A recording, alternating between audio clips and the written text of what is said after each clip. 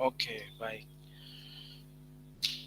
Baik teman-teman, ini masih baru 9 orang ya. Jadi kita masih menunggu. Mungkin kita kasih waktu teman-teman yang lain 5 menit lagi ya. Nanti 5 menit lagi baru kita mulai.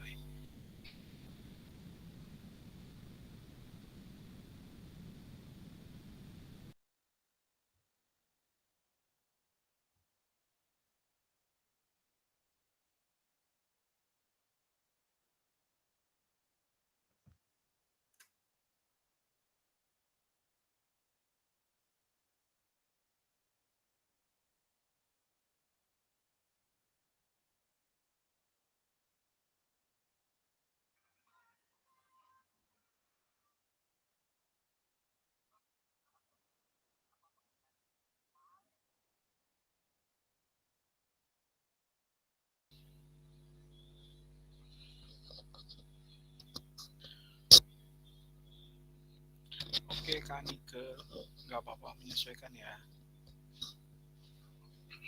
Teman-teman yang lain boleh bagi informasi di sana pembagian rapot tuh kapan? Hari ini atau besok? Besok, Pak. Besok. Besok itu Jumat ya. Ya. Oke. Di sana sekolah sampai Jumat atau sampai hari Sabtu? Sabtu, Kak. Sabtu. Sabtu. Hari Jumat. Oke. Pas pembagian rapot, Sabtunya sudah libur. Oh iya iya. Ya. Kalau yang normal berarti di sana masih 6 hari kerja ya. Berarti hari Sabtu masih masuk ya. Termasuk yang SMA juga kah? Di sini ada yang SMA nggak? SMA 5 hari kerja, Kak, sampai Jumat. Oh SMA 5 ya. Oke. Di sini ada yang ngajar SMA siapa? Iqbal. Iqbal. Ada berapa orang? Selain Kak Iqbal ada lagi? Gak ada. Kalau SD banyak ya. Kalau SMP, oh Kak Nike juga SMA. Kalau SMP, siapa aja nih SMP?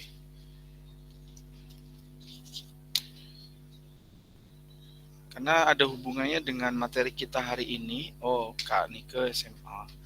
Oke. Materi kita hari ini ke depan lumayan agak berat juga ya Kak, karena kita ngomongin soal kurikulum.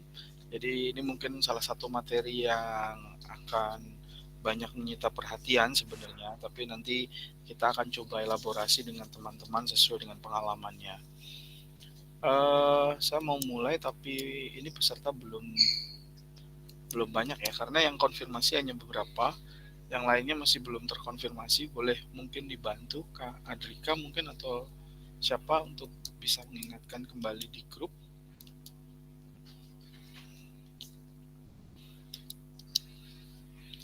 Hari Oke, Kak. ini. Oke, Ini baru ada yang minta link nih, baru mau salin copy linknya ke grup. Oh ya. Oke.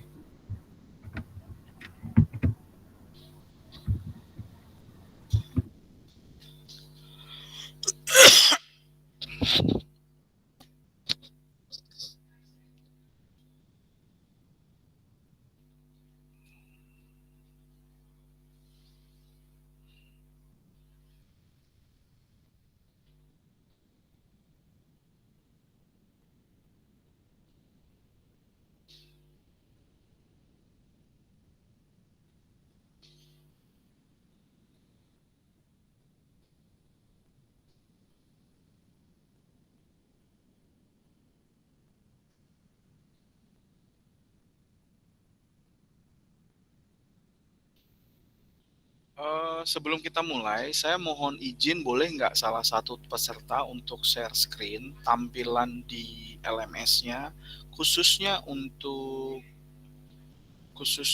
modul 1.5. Tampilan materinya seperti apa ya? Bolehkah yang saat ini sedang menggunakan laptop yang bisa share screen tampilan LMS-nya, materi yang muncul itu seperti apa? Apakah boleh dibantu? Ada nggak yang lagi pakai laptop dan join LMS? Joinnya harusnya lewat LMS ya Kak. Sebaiknya mereka masuk lewat LMS.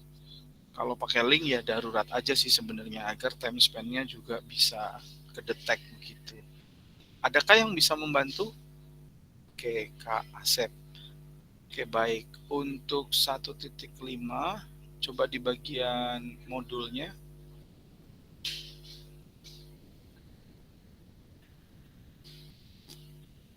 Oke, bawahnya. Ya. Oke, itu materi ya. Oh ya ini. Oh ya sudah. Oke, kalau ini udah ada berarti sudah, Kak. Terima kasih. Baik, terima kasih, Kak. Izin saya mulai ya sambil menunggu tinggal beberapa orang yang lain. Izin saya share screen untuk materi kita hari ini terkait dengan pengembangan kurikulum. Ini lumayan menyita menyita waktu kita. Tapi waktu kita 2 JP ya untuk hari ini. Jadi saya izin memulai. Assalamualaikum warahmatullahi wabarakatuh. Waalaikumsalam warahmatullahi wabarakatuh. Selamat siang kakak-kakak. Salam sejahtera untuk kita semuanya. Siang Kak. Salam kebajikan. Oke. Baik. Hari ini kita ketemu lagi setelah kita mungkin libur cukup panjang kemarin. Buat yang merayakan Hari Raya Idul Adha juga selamat berkorban ya. Kemarin mungkin ada yang sudah berkorban. Dan kita ketemu lagi di sesi kita untuk hari ini. Saya berusaha untuk menyesuaikan waktu terkait dengan kegiatan. Sebenarnya ini saya juga ada kegiatan tadi dan nanti. Jadi saya mencoba mengambil celah di antara waktu tersebut. Dan kita akan selesai pukul 3 ya. Kalau kita mulainya 2:30 tadi, kita akan melakukan 2 JP, berarti 1,5 jam. Nah, kita akan bicara tentang, ini belum ada judulnya, mohon maaf. Jadi kita akan bicara tentang pengembangan kurikulum. Modul 1.5 itu pengembangan kurikulum yang harapannya kakak-kakak di sini sudah sempat membaca modul yang tadi ada di LMS. Kalau tadi sudah ditunjukkan modul yang ada sebenarnya kurang lebih sama dengan modul yang kami punya. Jadi harapannya teman-teman sudah sempat ngintip-ngintip atau syukur sudah membaca, dan kita akan berdiskusi terkait dengan sesi kita pada siang hari ini. Karena prinsipnya di siang hari ini kita akan ngomongin kurikulum yang banyak digunakan secara langsung oleh teman-teman. Jujur karena kami ada di kampus, jadi kami mungkin punya keterbatasan terkait dengan pengembangan dan aplikasinya di lapangan. Kami dibekali terkait dengan pemahaman kontennya, tapi mungkin elaborasinya nanti teman-teman bisa saling sharing ya. Jadi pengalamannya bagaimana. Tujuan kita di sesi ini adalah kita dapat memahami 3 karakteristik utama tentang kurikulum merdeka serta keterkaitannya dengan prinsip pemikiran Ki Hajar Dewantoro.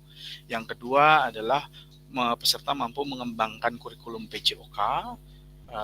Karena kita berada di kurikulum merdeka ya, kita punya ruang untuk melakukan pengembangan dalam konteks kurikulum PJOK-nya. Yang ketiga adalah peserta mampu memahami menyusun program PJOK yang berkualitas dengan backward design. Harapannya adalah itu. Mungkin teman-teman sudah sempat baca apa itu backward design dan kita akan banyak berdiskusi terkait hal tersebut. Ini nanti akan nyambung dengan modul 1.6 yang bicara perangkat terkait dengan bahan ajar atau RPP dan lain sebagainya. Tapi khusus untuk yang modul 1.5 adalah kita akan bicara tentang konsep pengembangan kurikulumnya. Kita akan batasi terkait dengan kita ngomongin tentang kurikulumnya terlebih dahulu. Semoga saya bisa cukup jelas untuk menyampaikan dan kita akan mengelaborasi berdasarkan pengalaman kakak-kakak di lapangan. Oke, agenda kita yang pertama kita akan bicara tentang backward design, yang kedua pengembangan kurikulum PJOK, dan yang ketiga pemikiran Ki Hajar Dewantoro dan kurikulum merdekanya.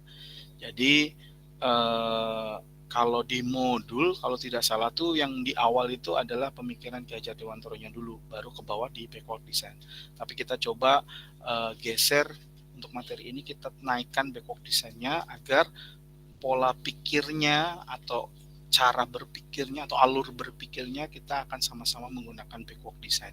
Itu harapannya adalah untuk mempermudah proses kita mengetahui bagaimana cara menyusun kurikulum PJOK di lapangan. Oke, yang pertama kita akan bicara tentang backward design. Sebelum ke sana, saya mau coba menggunakan pertanyaan pemantik ini. Menurut kakak-kakak, apabila ada skala 1 sampai 10, kira-kira seberapa pemahaman kakak-kakak tentang kurikulum PJOK? Boleh ditulis di kolom chat. Cukup sebutkan angkanya saja, baru nanti saya elaborasi. Dan saya beri kesempatan untuk menyampaikan secara langsung. Silakan Kak. Silakan tulis di kolom chat dari skala 1 sampai dengan 10, seberapa pemahaman kakak-kakak tentang kurikulum PJOK. Oke, Kak Seger 5, Kak Andrika 5. Wah, ini cari aman semua nih, 5 semua nih. Ayo dong, yang di atasnya atau di bawahnya. Wah, ini sepakat nih kayaknya nih 5 semua nih. Ayo coba yang lain. Wah, benar-benar 5 nih. Ini 5 nanti jawabannya harus sama ya. Berarti karena kalau nanti tidak ada yang menjawab di bawahnya atau di atasnya, nah, kalau jawabannya 5 sama, berarti harusnya jawabannya sama nih. Ada lagi yang lain? Coba saya tunggu, masih ada yang belum jawab. Silakan tulis di kolom chat berapa angka dari skala 1 sampai 10 tentang pemahaman kakak-kakak tentang kurikulum PJOK. Kita nggak ngomongin itu merdeka atau kurikulum apa. Pokoknya kita kurikulumnya PJOK. Dengan pendekatan yang wah 5 semua nih. Saya mau mulainya dari mana?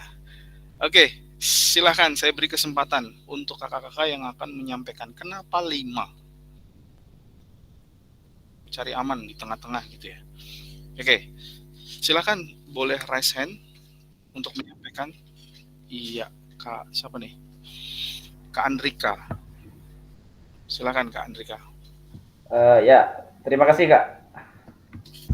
Cek, suara kedengaran Kak, audio? Dengar.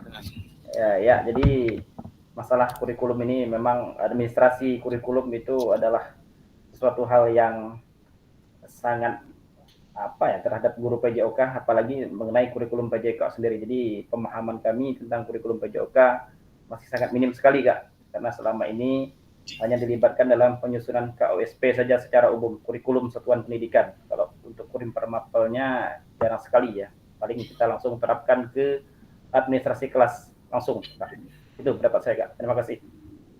Oke, baik. Terima kasih Kak Andrika. Kak Nike, apakah resen atau resen yang tadi ya? Mungkin resen yang tadi belum turun kali. Oke, saya beri kesempatan kepada yang lain selain Kak Andrika yang sudah menjawab 5. Kalau tadi Kak Andrika bilang sudah dilibatkan tapi hanya di KOSP-nya saja. Yang lainnya? Silakan, boleh raise hand atau saya tunjuk.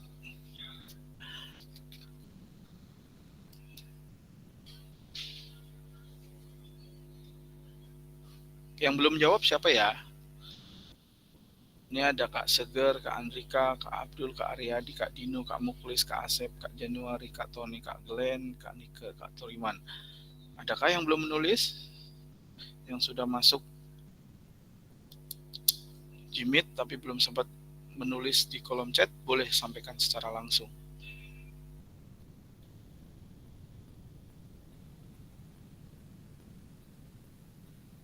Oke, saya beri kesempatan. Siapa? Kak Martono, silakan Kak Martono. Oke, terima kasih Kak. Apakah suara saya kedengaran? Dengar Kak. Terdengar dengan baik? Oke. Oke. Alhamdulillah, assalamualaikum warahmatullahi wabarakatuh. Waalaikumsalam warahmatullahi. Ya, di sini Kak, saya tadi belum menjawab. Saya lihat temennya 5 semua jawabnya terkait pengembangan kurikulum. Terus terang saya selama ini kalau terkait dengan perangkat pembelajaran, pengembangan pembelajaran ini belum maksimal Kak. Jadi hanya merubah, mengedit sesuai dengan apa yang ada di sekolah dan tergantung visi misi sekolahnya Kak. Karena selama ini yang seperti mungkin tidak hanya saya tentang perangkat pembelajaran, semua juga sama ngedit sesuai dengan apa ya, sesuai dengan sekolahnya masing-masing atau instansi masing-masing tentang sesuai dengan prasarana sekolah masing-masing, Kak. Jadi untuk pengembangan setelah saya baca backup design kemarin, di sini ada mengidentifikasi capaian pembelajaran, menentukan metode penilaian, dan merencanakan pengalaman belajar. Dan di sini juga melibatkan sebelum penyusunan pengembangan kurikulum ini juga melibatkan apa tadi masyarakat, terus karakteristik siswa. Nah itu sih banyak sekali hal seperti itu yang kita lewatkan, Kak. Jadi mungkin nilainya sama juga 5, Kak, untuk penyampaian tetap terkait pengembangan kurikulum PJOK ini, Kak. Terima kasih. Assalamualaikum warahmatullahi wabarakatuh. Waalaikumsalam warahmatullahi wabarakatuh. Ya, terima kasih Kak Martono. Ya mungkin nggak cuma teman-teman di Babel juga ya, di Jawa juga mungkin masih banyak yang copy paste. Tapi disinilah kita belajar ya teman-teman, nanti bagaimana sih sebenarnya ini bisa muncul, bagaimana cara kita mengembangkan. Tentu saya coba pelan-pelan untuk menyesuaikan dengan teman-teman. Sebelum itu saya beri kesempatan lagi, silahkan siapa yang merasa mungkin selain yang sudah disampaikan oleh Kak Andrika dan Kak Martono, ada lagi kah? Atau pertanyaan saya rubah begini, siapa di sini yang pernah terlibat dalam tim pengembangan kurikulum di sekolah? Boleh raise hand. Boleh diceritakan bagaimana pengalamannya? Siapa yang pernah jadi tim pengembang kurikulum di sekolah yang terlibat? Kalau tadi mungkin Kak Andrika juga sempat terlibat ya. Betul Kak Andrika? Ya, betul Kak. Tapi semuanya diserahkan ke kepala sekolah semua. Kita hanya nama di SK saja sebagai tim pengembangan kurikulum. Oke. Hasilnya terima beres saja. Oke. Kak Sila gimana Kak Sila? Baik, izin Kak menyampaikan Kak. Sila ikut itu untuk menyusun kurikulum sekolah. Kalau Sila kebalikan, diserahkan kepala sekolah ke Sila, kayak gitu. Kami ya dalam satu rapat itu sudah ada dari kecamatan itu tim khusus untuk pengembangan kurikulum. Jadi kami hanya mengikuti arahan dari tim pengembangan kurikulum kecamatan seperti itu. Jadi paling Sila cuma minta persetujuan kepala sekolah, Pak, mengenai ini. Selanjutnya terkadang keputusan finalnya Sila yang buat keputusannya seperti itu. Terima kasih Kak. Oke, baik. Terima kasih Kak Sila. Wah, ini nanti kita akan banyak berbagi ya. Saya mohon untuk Kak Sila juga nanti bisa berbagi pengalamannya terkait bagaimana tentang kita menyikapi atau memahami kurikulum PJOK itu seperti apa. Yang lain, saya beri kesempatan. Apakah ada lagi selain Kak Sila yang terlibat langsung dalam proses pengembangan kurikulum? Jangan karena pertanyaan ini terus teman-teman mengurung diri, ngumpet ya. Jadi sebenarnya iya, tapi nggak mau ntar jadi banyak ditanya. Enggak.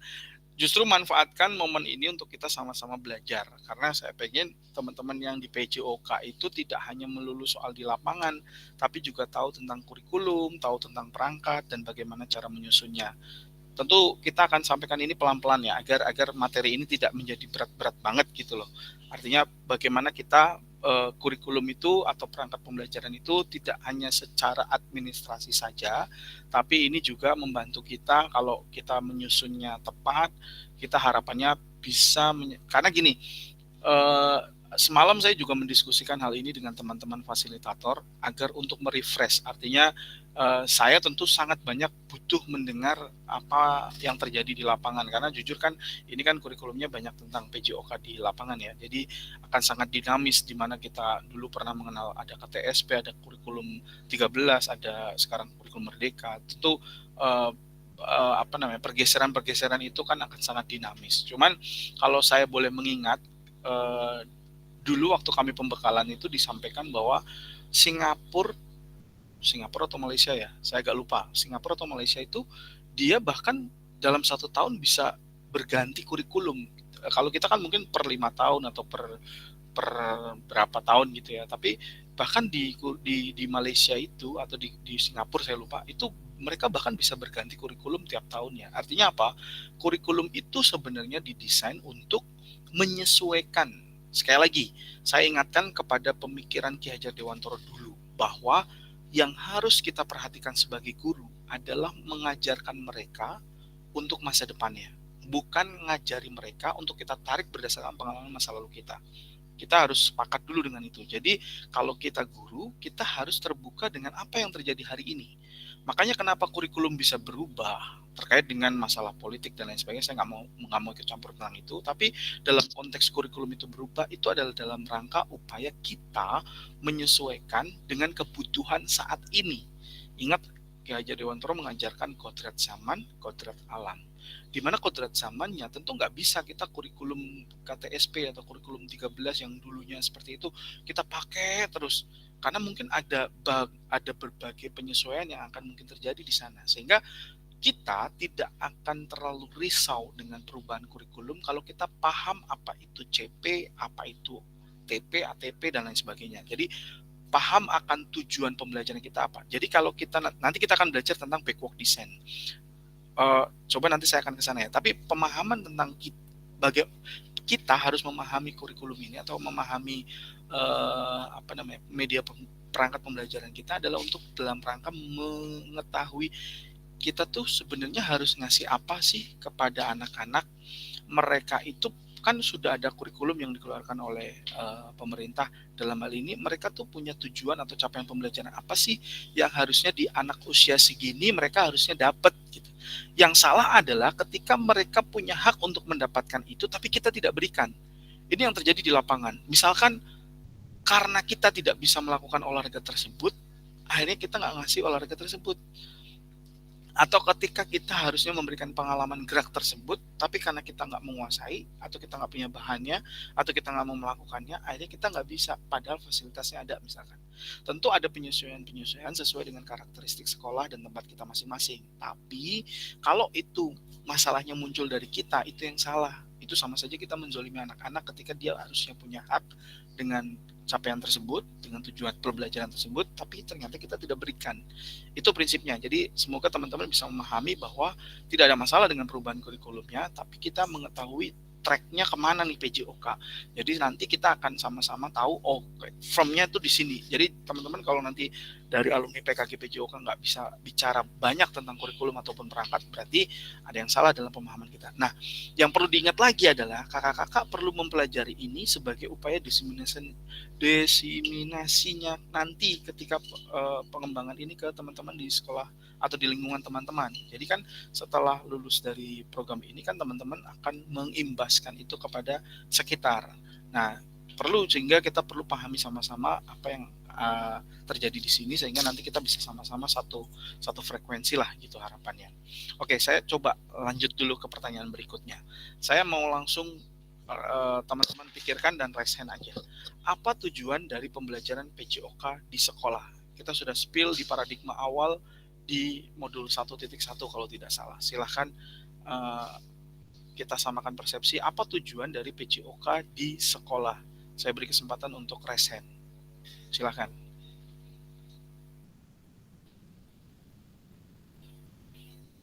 Yuk, kakak. Boleh saya tunjuk ya berarti ya. Kak yang belum siapa ya? Kak Seger boleh? Kak Seger. Kak Seger, tujuan PJOK di sekolah itu apa sih Kak? Pembelajaran PJOK di sekolah? Ya, baik Pak. Jadi dari 1 sampai 0 pemahaman saya tadi. Mohon maaf ya lagi ada perpisahan di sekolah. Oh iya, tahu Pak. Oke. Jadi respeknya tadi cepat Agus jawab 1 sampai 10. Sebenarnya di bawah 5 Pak. Kalau pemahaman kurikulum itu, cuman berani dikit lah. Jadi yang kami tahu dari tujuan adanya pelajaran PJOK ini di sekolah ya itu tadi Pak, sesuai dengan pengalaman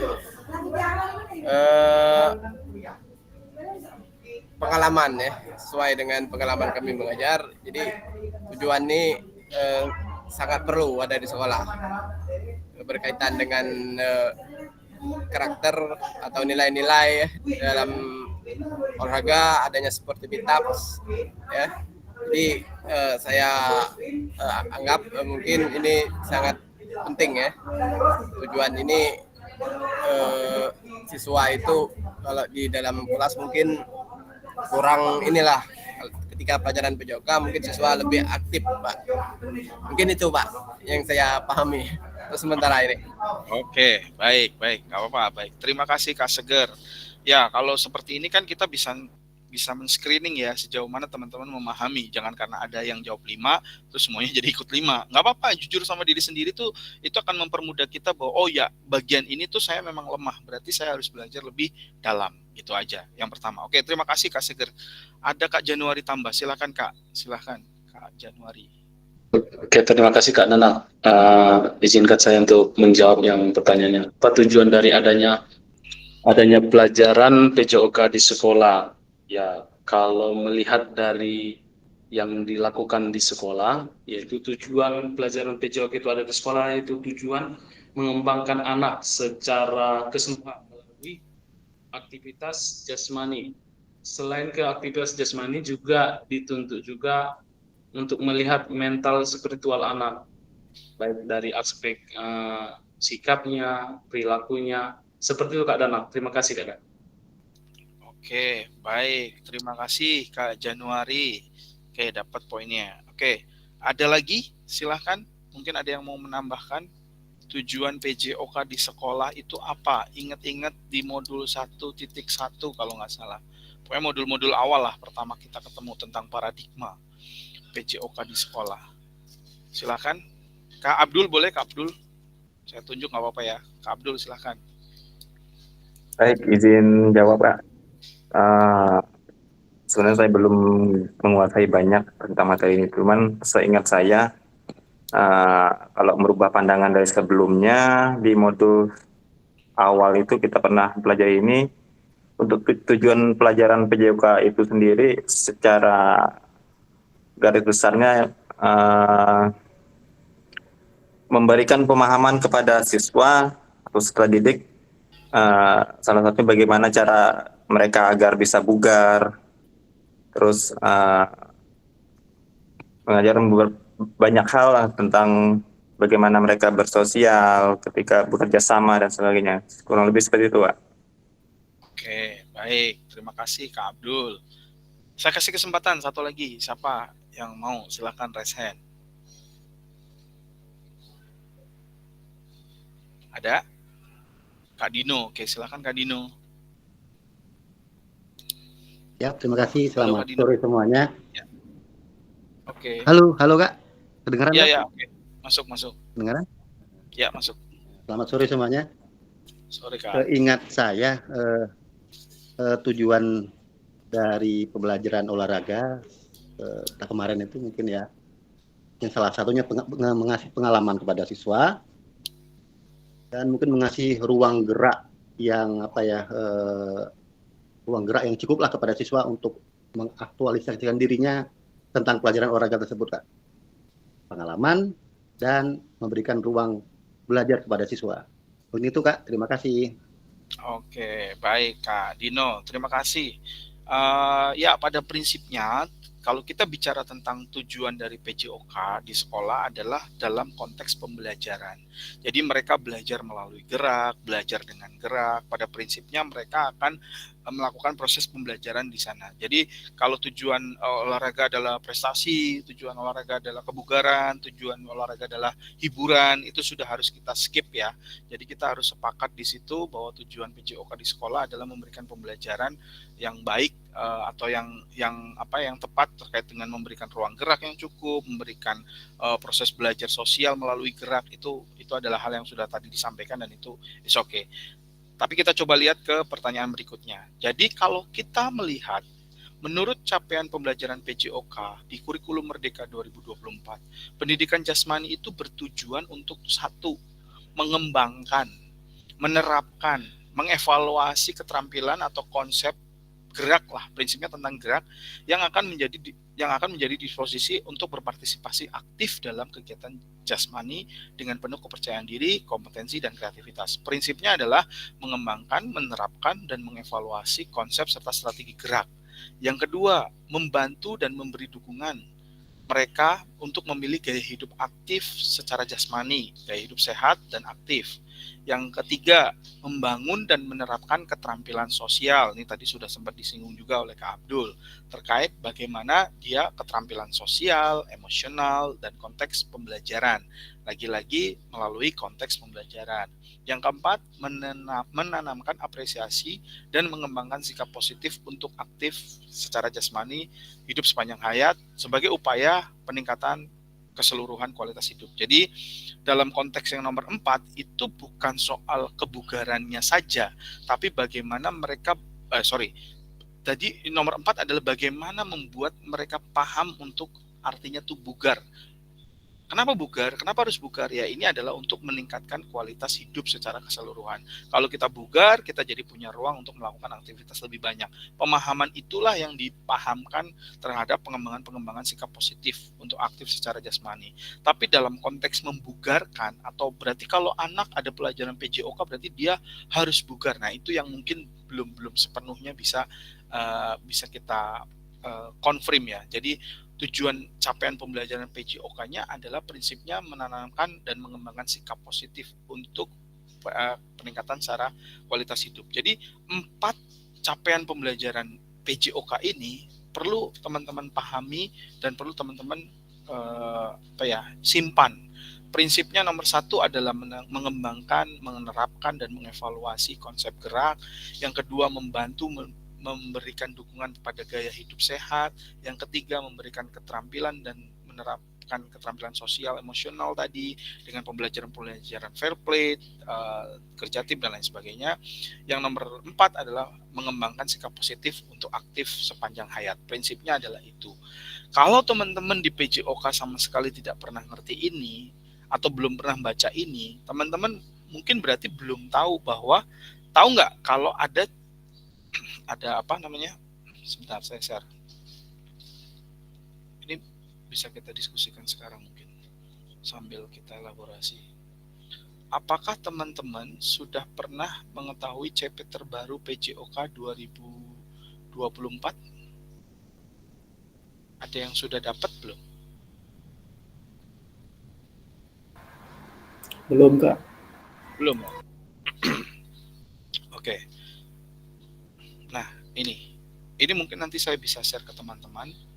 Jadi ini adalah sebentar.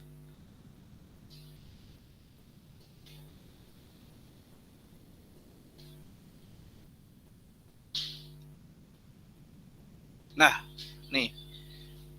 Jadi di tahun 2024 ini pemerintah sudah mengeluarkan melalui Badan Standar Kurikulum dan Asesmen Pendidikan terkait capaian pembelajaran pada tingkat anak usia dini, jenjang pendidikan dasar, dan jenjang pendidikan menengah pada kurikulum Merdeka. Share screen-nya nggak muncul. Muncul nggak? Muncul ya? Udah berubah? Muncul nggak? Oke. Nah, ini dari sekian peserta nggak ada yang pernah dapat file ini? Ada yang pernah dapat? Ada yang sudah punya? Belum. Ada, Kak, ada. Ada. Kak Glenn udah dapat?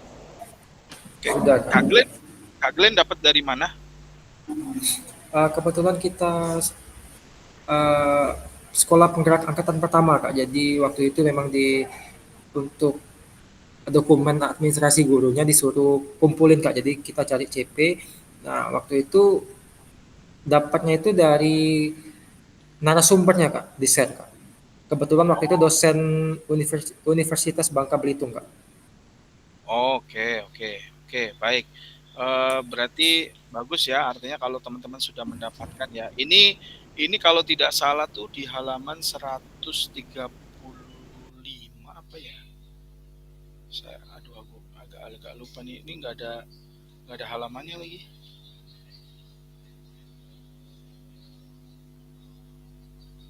Sebentar. Nah, ini saya mengkos 395. Oke. Nah, di sini Kak, kalau nanti saya bagi share, saya bagi ininya, saya bagi linknya untuk atau filenya ini. Jadi teman-teman nanti harus tahu apa itu CP terbaru kita. Disinilah yang akan menegaskan bahwa PJOK itu pembelajaran banget gitu maksudnya. Jadi kita akan bicara tentang bagaimana mengembangkan keahlian, mengeksplorasi, dan juga membangun pondasi dari bawah ya, membangun pondasi dan seterusnya. Jadi di sini teman-teman akan mengetahui apa itu tujuan. Nah ini yang tadi ya, yang ada 4 itu tadi. Terus karakteristik, bagaimana menggunakan pendekatan holistik yang well-being dan lain sebagainya. Nah yang nanti kita butuhkan adalah di sini, di elemen dan deskripsi ini. Jadi elemen-elemen apa yang ada di PJOK. Nanti kita akan menggunakan dasar ini dalam menentukan CP, TP, dan seterusnya. Jadi mungkin teman-teman yang belum familiar, nanti kita dalam konteks ini tentu dengan waktu yang sangat singkat, kami hanya mungkin bisa spill aja. Tapi pada prakteknya nanti di tugas-tugas kakak-kakak harus kakak-kakak coba bagaimana saya menentukan CP dan ATP atau TP dan lain sebagainya terkait dengan proses kita. Nah nanti disesuaikan. Misalkan teman-teman yang ada di SD kelas kecil ya, artinya di kelas ini di kelas. Nah di sini ada kelas 1, kelas 2. Ini di sini perhatikan CP-nya apa. Oh, kalau kita bicara tentang terampil bergerak, berarti peserta didik mempraktikkan keterampilan gerak fundamental dan menerapkannya dalam berbagai situasi gerak berbeda. Posisi peserta didik mengeksplorasi berbagai cara menggerakkan tubuh. Peserta didik memanipulasi objek bagian tubuh dalam ruang yang berbeda serta menyimpulkan efektivitasnya. Berarti ini adalah CP-nya. Nah, nanti bagaimana kita menurunkan ke TP-nya, bagaimana ke ATP-nya, bagaimana ke asesmennya lah. Nanti kita akan belajar melalui proses backwalk design. Saya kembali ke yang tadi dulu ya. Sebentar, biar nggak lupa. Belum share.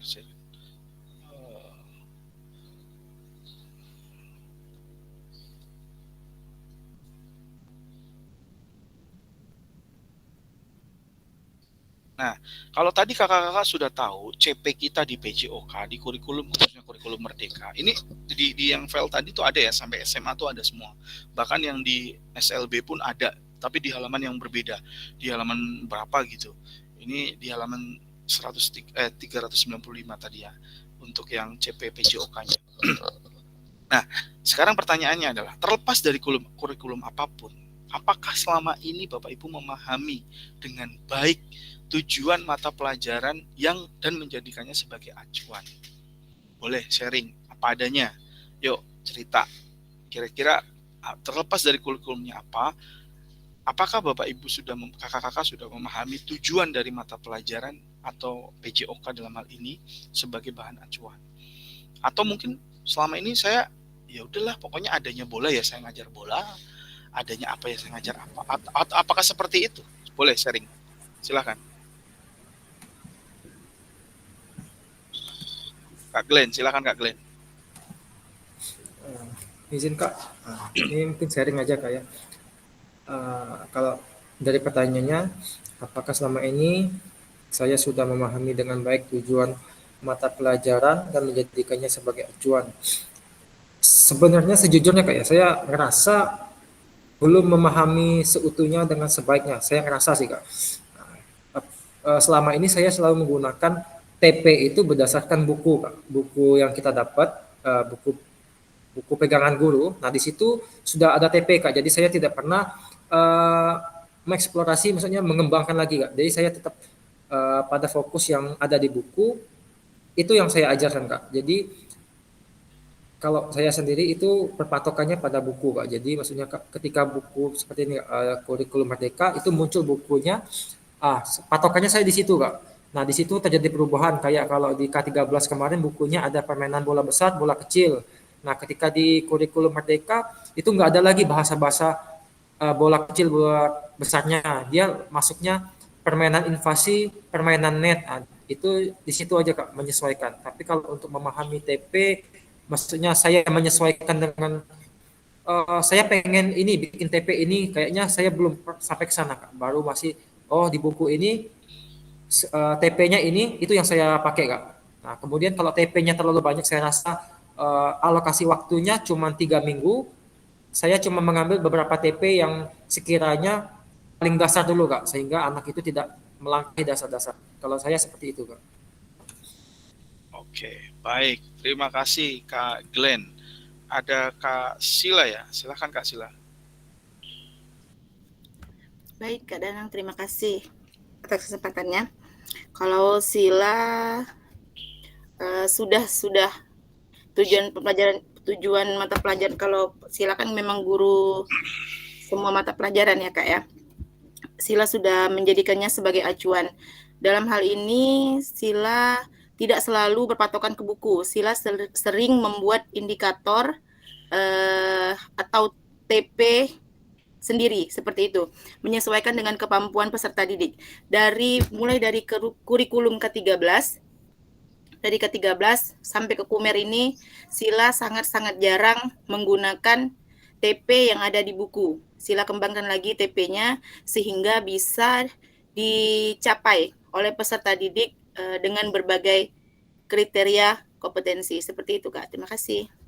Oke, baik. Terima kasih Kak Sila. Kak Raffiandi ya, terakhir. Oke, silakan Kak Raffiandi. Oke, terima kasih. Kak, bisa terdengar suara saya, Kak? Sudah. Oke, aman. Ya, sebelumnya saya minta maaf Kak karena dari tadi keluar masuk Jimmy karena di laptop mic-nya sama audionya, kameranya terblokir, nggak bisa saya perbaiki dari tadi, jadi pakai HP ini. Oke. Ya, saya langsung saja. Jadi terlepas dari kurikulum, yang pertama memang kurikulum Merdeka ini kalau di kita itu baru tahun ini, jadi itu pun hanya di kelas 1 dan kelas 4. Jadi kita masih meraba-raba. Jadi jawaban teman-teman di poin kelima tadi saya sangat sepakat. Di kurikulum Merdeka ini kita masih meraba-raba tentang bagaimana sih pembelajaran di kurikulum Merdeka untuk pelajaran PJOK tentang CP, TP. Walaupun kita kemudian ada modul ajar, itu sifatnya copy paste dari yang referensi-referensi lain Kak untuk sementara. Berharap kami memang dari adanya kegiatan ini nanti ditemukanlah bagaimana sebenarnya untuk menyusun modul adat sesungguhnya. Kemudian kalau bicara dari pertanyaan ini, bagaimana terlepas dari kurikulum maupun sudah memahami dengan baik tujuan mata pelajaran, ya sebenarnya kurikulum itu sangat baik untuk memang sebagai panduan kita dalam menyusun. Tapi kalau pengalaman saya dalam PJOK ini Kak, memang rata-rata kita sudah memahami PJOK karena setiap tahunnya seperti itu PJOK. Artinya materinya seperti itu. Dengan adanya perubahan kurikulum terbaru yang sekarang ini memang kurikulum Merdeka lebih kepada berpusat kepada anak, ini yang menjadi tantangan menurut saya. Kalau selama ini sebelum-sebelumnya kita melihat panduan kurikulum dan mencocokkan dengan apa yang kita pengalaman tidak jauh berbeda. Kali ini memang agak sedikit berbeda dengan kurikulum baru. Nah, seperti itu Kak. Terima kasih Kak. Oke, baik. Terima kasih Kak Raffiandi, Kak Sila, Kak Glenn tadi sudah berbagi pengalamannya. Ya, pada prinsipnya teman-teman sudah ada beberapa yang sudah mengembangkan TP sendiri ya. Artinya seperti yang tadi disampaikan oleh Kak Sila. Jadi biasanya kalau kita bicara tentang apalagi kalau tadi teman-teman memang ada yang belum pernah melihat CP terbaru 2024 ya sudah kita nggak bisa ngomong apa-apa lagi. Tapi ketika hari ini kakak-kakak di PJOK, PPKG PJOK, teman-teman sudah dikasih tahu nih loh ada CP terbaru 2024, silakan teman-teman untuk menyesuaikan. Tapi pembelajaran tentang backwalk design hari ini, nanti sebenarnya ini kesimpulan sebenarnya. Pembelajaran tentang backwalk design hari ini itu sebenarnya adalah alur berpikirnya. Jadi dia tidak akan terpaku pada ini mau Kumer, ini mau apa. Nanti mungkin kurikulum akan berubah lagi. Tapi kita akan bicara tentang pola pikir backwalk design-nya. Bagaimana kita mempelajari apa tujuan yang mau kita capai, asesmen yang mau kita gunakan, dan baru metode atau hal-hal alur yang akan kita lakukan. Jadi kita berpikirnya menjadi runtut. Kalau kita kadang pembelajaran ya udah adanya ini atau pengennya ini, yang nggak boleh seperti itu. Kita harus tahu tujuannya. Nih anak SD kelas 1, kelas 2 atau mungkin anak SD SMP kelas SMP itu tujuannya apa? Ngapain sih capaian pembelajaran yang diinginkan di kurikulum itu seperti apa? Nah, barulah kita kembangkan ke TP-nya, tujuan pembelajarannya. Kalau tadi Kak Sila menyebutkan sudah mulai mengembangkan TP sendiri, itu nggak masalah karena proses dari TP ke ATP itu boleh dikembangkan sesuai dengan alur kita masing-masing. Nah, biasanya itu memanfaatkan yang namanya MGMP, KKGO atau apapun lah komunitas belajar yang ada di situ. Kita kan nanti juga ada komunitas belajar. Disinilah ruang kita untuk berbagi. Jadi nggak cuma ngumpul-ngumpul makan-makan doang ya, tapi ada benar-benar yang mau kita samakan bagaimana nih dengan CP seperti ini, kita kan sama nih, misalkan di KKGO, kita sama-sama di SD misalkan, gimana caranya kita menyusun TP-nya, yuk kita sesuaikan, nanti ATP-nya baru kita mungkin kembangkan sesuai dengan fasilitas sekolah atau mungkin kondisi sekolah dan karakteristik peserta didik. Izin saya lanjutkan dulu. Nah, dalam konteks kurikulum merdeka, apakah tujuan-tujuan ini bisa dicapai? Tujuan-tujuan terkait dengan tadi capaian pembelajarannya, harapannya tentu bisa, karena disinilah kita punya ruang untuk mengembangkan. Mungkin kalau saya tuh kadang gini, kadang kita tuh terjebak sama istilah. Padahal sebenarnya saya yakin setiap kurikulum ada perubahan, itu tujuannya adalah lebih baik daripada sebelumnya. Itu yang saya pahami. Sehingga perbedaan istilah di sini biasanya kita sebenarnya sudah melakukan. Backward design misalkan, itu juga mungkin sudah dilakukan oleh kakak-kakak. Cuman kakak-kakak baru tahu kalau itu namanya backward design. Nah, kita akan coba masuk ke backward design-nya. Memahami tujuan umum itu penting sebagai acuan kita memahami muara dari akhir pembelajaran. Jadi memahami tujuannya, itu kita jadi tahu tuh nanti muaranya apa sih.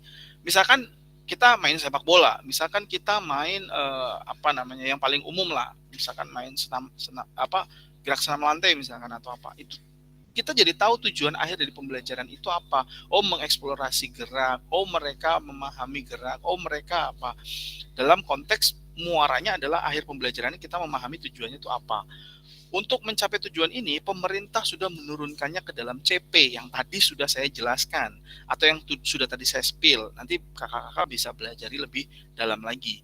Dan mempersilahkan guru atau satuan pendidikan untuk menurunkannya lagi ke dalam TP. Jadi pada proses CP ke TP ini, itu mempersilahkan guru dan satuan pendidikan. Dalam konteks ini biasanya satuan pendidikan di daerah membentuk sebuah tim khusus, pengembang kurikulum, atau mungkin guru-gurunya melalui MGMP atau komunitas belajar yang ada di situ, atau bahkan seperti yang dilakukan oleh Kak Sila tadi, dia berusaha untuk menyusun dan mengembangkan TP-nya sendiri, disesuaikan dengan sekolahnya, itu nggak masalah. Tapi proses ini harus terjadi. Kakak-kakak jadi tahu, oh kenapa kurikulum itu dibentuk, kurikulum itu membentuk CP atau capaian pembelajaran, diturunkan dan dipersilahkan kepada guru atau satuan pendidikan untuk mempersilahkan tujuan pembelajarannya itu seperti apa. Jadi capaian pembelajaran, tujuan pembelajaran, nanti turun lagi ke ATP, alur dari tujuan pembelajaran tersebut. Nah, bagaimana memastikan agar pengajaran yang kita lakukan benar-benar menyasar pada tujuan? Karena seringkali pengajaran tuh kurang, pengajaran langsung fokus pada materi atau aktivitas yang harus dilakukan murid. Nah, kita fokusnya kan ke situ. Kadang kita kalau misalkan mau ngajar, besok mau ngajar, saya mau cari referensi, nyari di YouTube, nyari di Google, nyari di apa, aktivitasnya tuh begini. Nah, kita terlalu fokus pada konten aktivitasnya doang. Tanpa kita sadari bahwa kita tuh punya tujuan pembelajaran yang harus kita capai loh. Kita harus punya capaian pembelajaran yang harus kita, goalnya tuh anak-anak harus bisa begini loh. Harapannya kan seperti itu. Jadi konteksnya dalam konteks mereka belajar tuh harapannya nanti akan menuju ke sana. Kan memang tujuan dari PJOK tadi adalah prinsipnya adalah belajar. Mereka belajar, kita ukurannya bukan prestasi. Tapi kalau kita nggak punya tujuan itu bukan semata-mata prestasi ya. Kalau prestasi itu adalah dampak kalau menurut saya. Bukan hasil yang mau kita kejar. Jadi capaian pembelajaran itu juga harapannya adalah dampak yang kita berikan sehingga capaian itu bisa muncul gitu. Jadi jangan fokus pada proses prestasinya anak saja, tapi bagaimana mereka juga mengembangkan. Itu nanti akan dibedah lagi pengembangannya kepada misalkan kenapa ada Popda misalkan. Padahal kan Popda prestasi banget. Nah, nanti kita akan di akhir slide kayaknya ada ini. Nah, backward design di sini adalah mengidentifikasi capaian pembelajaran. CP-nya itu kan sudah ada tuh diidentifikasi, terus kita tentukan metode penilaiannya dulu. Metode penilaian kita tentukan, baru kita merencanakan pengalaman belajarnya apa. Jadi kalau kita bicara tentang backward design, ingat ya, backward design bukan template untuk menyusun perangkat pembelajaran, bukan ini lagi bikin bahan ajar atau bikin apa, tapi ini adalah alur berpikir. Sekali lagi saya pelan-pelan untuk menyampaikan ini. Backward design adalah alur berpikir kita dalam proses menyajikan pembelajaran.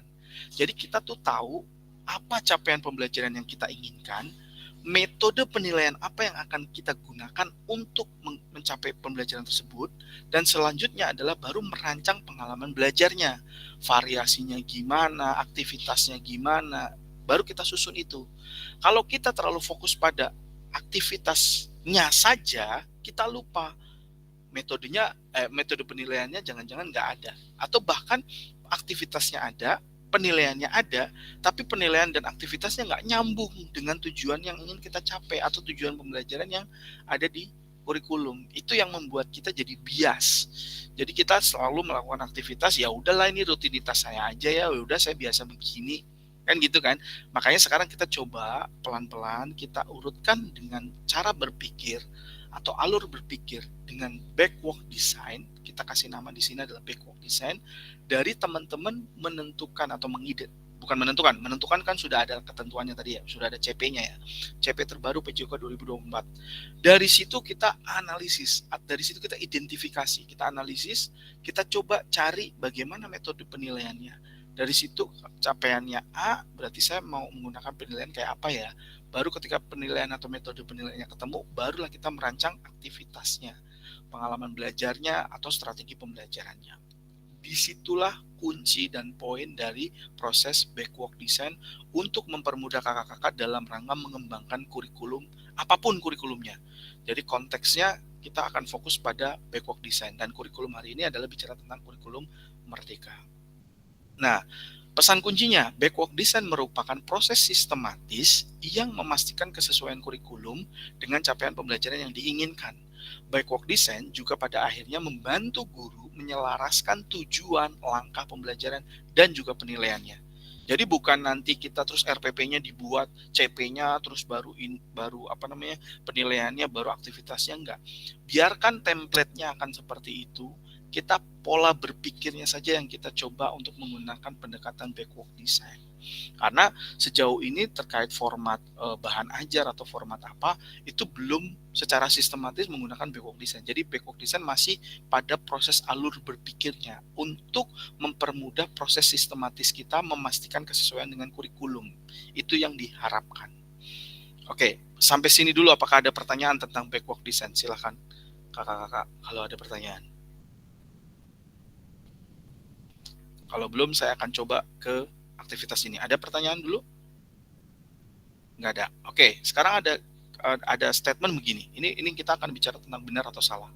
Kurikulum berbasis standar. Kalau ada statement bahwa kurikulum merupakan seperangkat aktivitas untuk menguasai keterampilan, menurut kakak-kakak, benar atau salah? Sudah tepat atau belum? Kalau yang benar, boleh kasih jempol. Kurikulum merupakan seperangkat aktivitas untuk menguasai keterampilan. Kalau benar, boleh pakai jempol. Kalau yang enggak, pakai emot yang bertanya. Ini adalah, ini emot yang bingung atau enggak. Kalau ini berarti setuju. Boleh ya, kasih emot ya. Oke, kurikulum merupakan seperangkat aktivitas. Oke, menurut Kak Serger benar, Kak Januari benar. Yakin? Oke, Kak Raffiandi masih bertanya. Oke, ya ternyata belum sepenuhnya. Jadi kurikulum tidak hanya melulu soal perangkat aktivitas untuk menguasai keterampilan. Nanti, yang kedua, buku teks peserta didik dapat dikatakan adalah suatu kurikulum. Silakan kasih emot. Kak Tony, bukan, oke. Kak Segar bukan, oke. Kak Ariandi, oke. Oke, ya buku teks bukan hanya buku teks tidak dapat dikatakan sebagai satuan kurikulumnya saja. Nah, kurikulum adalah suatu standar untuk mengetahui apa yang peserta didik harus pelajari, meliputi keterampilan, pengetahuan, dan sikap. Jadi prinsipnya adalah standar. Gak mungkin sebuah negara punya kebijakan dalam konteks pendidikan gak punya standar, itu gak mungkin. Nah, dulu pernah ada sharing yang cukup alot ya. Jadi ini diskusi pada saat bicara tentang kurikulum. Kadang kurikulum itu jadi realistis nggak sih dengan kondisi di lapangan? Sedangkan kondisi di grassroots nih masih kayak gini, masih ya udah mereka ngajar yang mereka bisa, mereka ngajar yang mereka mau, tapi kurikulum harus bicara seperti ini. Nah, pertanyaannya adalah, teman-teman nanti akan jadi fasilitator. Kita akan menjadi jembatan yang di grassroots sama yang di atas. Kalau saya mengambil gampangnya adalah, ya memang ini adalah jembatan kita. Jembatan untuk kita bagaimana mengkatrol yang di bawah, tapi juga tetap berpegangan dengan yang di atas. Karena kurikulum itu memang harus yang baik. Kurikulum itu memang harus perfect. Gak mungkin kurikulumnya yang diturunkan. Agar bisa lebih relate, agar biar gak kejauhan antara langit sama bumi, ya langitnya yang diturunin deh. Gak bisa kayak gitu. Kalau kita bicara kurikulum, dia harus yang terbaik. Kurikulumnya harus yang terupdate. Kurikulumnya harus ngikuti perkembangan zaman. Seperti yang diarahkan oleh Ki Hajar Dewantoro itu tadi. Jadi kurikulum memang harus di atas. Nah, kita yang bagaimana caranya, yuk kita angkat pelan-pelan. Mulainya dari siapa? Dari diri kita sendiri. Jadi kalau kita mau ngajar, kita harus tahu. Semester ini saya ngajar semester ini saya ngajar anak kelas berapa, CP-nya apa. Minimal itu dulu. Kalau CP-nya udah ketahuan, baru nanti kita akan turunin. Jangan cuma sekedar tutup. Ya, oke lah. Jalur pintasnya, jalur cepatnya, udahlah saya punya LKS, punya modul atau punya bahan ajar yang dikasih oleh pemerintah misalnya atau dinas atau siapa. Udahlah saya pakai buku ini, ya udah buku ini saya jadikan pegangan. Ya itu nggak salah dalam konteks kita mengembangkan dan melakukan sesuai dengan bahan ajar itu. Tapi kita juga harus paham, ini tuh bunyinya bisa begini kenapa?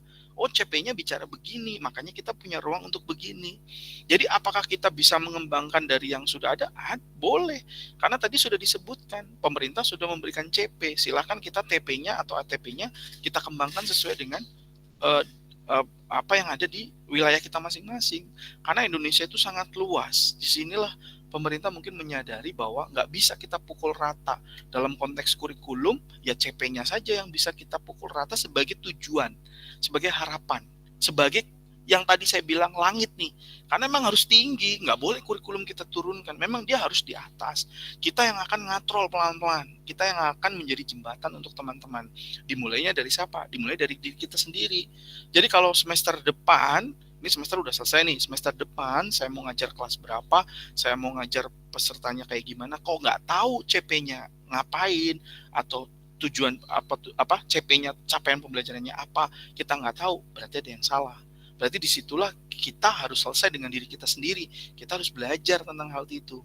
Kita buka lagi permennya, kita buka lagi aturannya, kita buka lagi CP-nya bicara apa, kita coba analisa, coba kita turunkan ke TP tujuan pembelajarannya, coba kita turunkan ke ATP-nya. Itu alur berpikir backward design-nya. Jadi nanti coba teman-teman mencoba ya. Ini nggak mungkin dalam waktu tinggal setengah jam saya bisa menyajikan ini secara sempurna. Tapi bagaimana pola pikir itu bisa meresap agar teman-teman bisa ini. Ada yang resen kah? Atau ada yang bertanya? Silahkan kalau ada. Belum. Oke, saya lanjut dulu ya. Nah, oke, saya baca dulu pesan dari Kak. Pemerintah pusat kadangkala membuat kebijakan hanya melihat kondisi di kota besar tanpa melihat kondisi di. Oke, terima kasih Kak Tony. Bahwa mungkin betul, apalagi teman-teman yang mungkin mungkin di daerah masih perlu penyesuaian. Mungkin justru ini pendapat saya pribadi ya.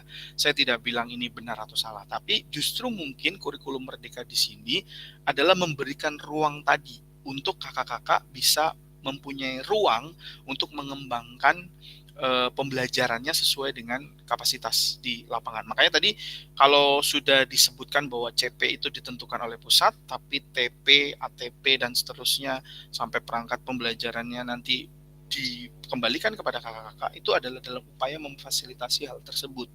Jadi kita sadar daerah Indonesia itu sangat luas, Indonesia itu berbagai berlatar belakang dan lain sebagainya, makanya kita diberikan ruang itu.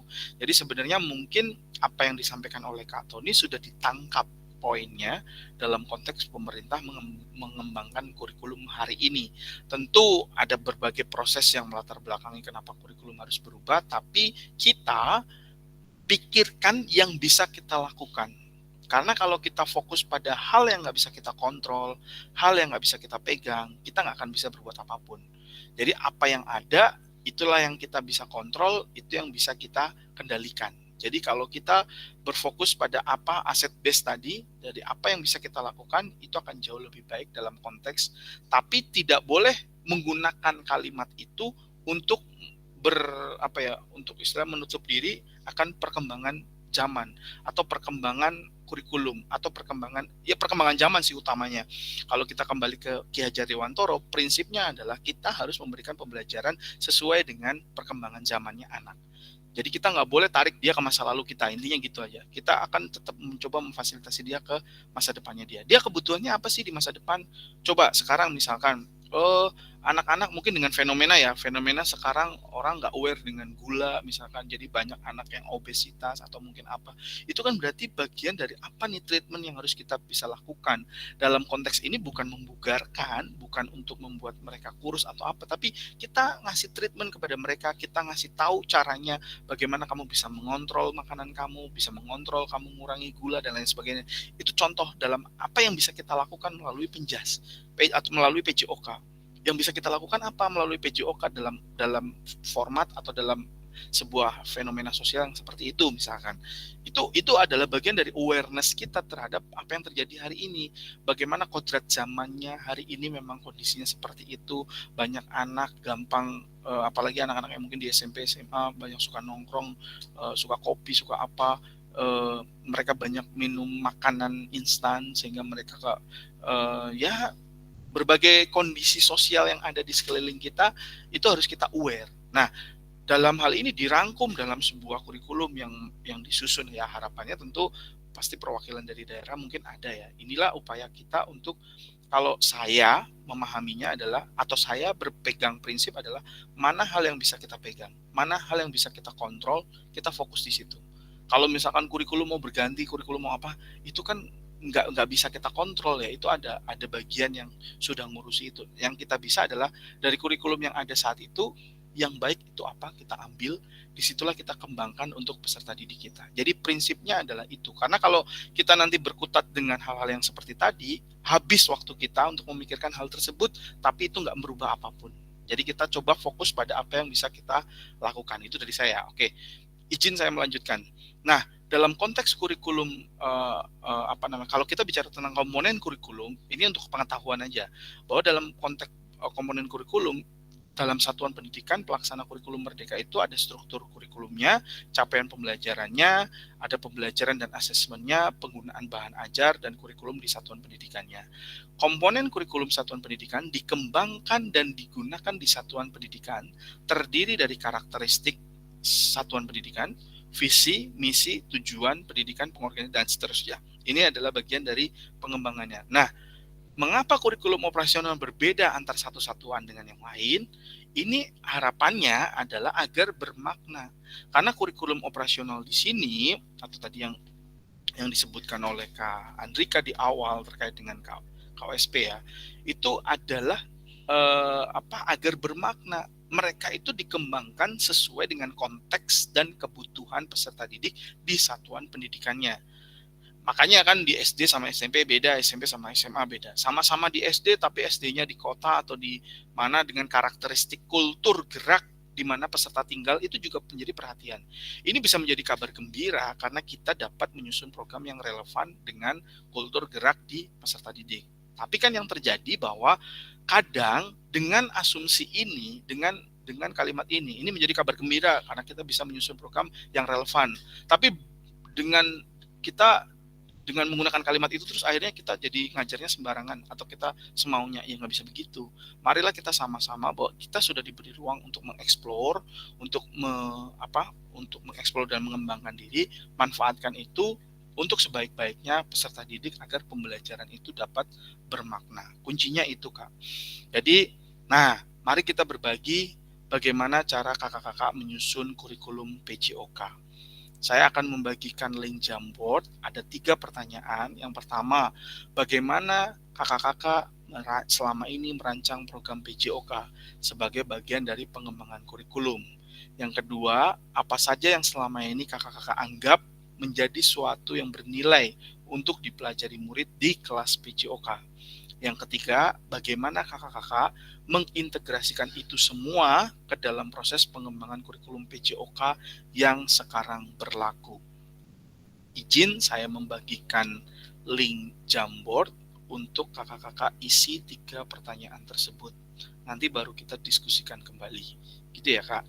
Jadi biar semuanya terekam, ada aktivitas yang keterlibatan kakak-kakak di situ di Jamboard bisa kelihatan. Oke. Saya izin share screen. Silakan kakak-kakak bisa masuk ke link Jamboard tersebut dan silakan diisi terlebih dahulu terkait dengan Jamboard atau pertanyaan yang ada. Sudah bisa masuk ya?